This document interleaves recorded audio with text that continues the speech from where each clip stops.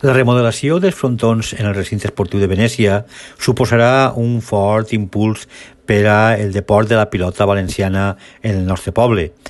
Des de la regidoria de Deports, per a aquest event, hem organitzat el divendres, dia 24 de març, a les 17 hores, la inauguració d'estos frontons després d'haver-se remodelat i adequat. I per això hem convidat a la selecció valenciana de pilota, que serà la primera en utilitzar aquestes pistes per al seu entrenament antes del Mundial de Pilota.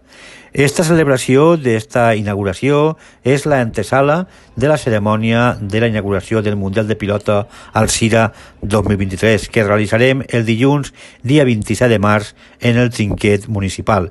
Com a regidor d'Esports, vull destacar que en aquestes actuacions de millora dels frontons valencians crec que serà molt ben aprofitada per el club de pilota de la nostra localitat, ja que tindrà un nou espai per a el desenvolupament i poder desenvolupar la seva activitat esportiva.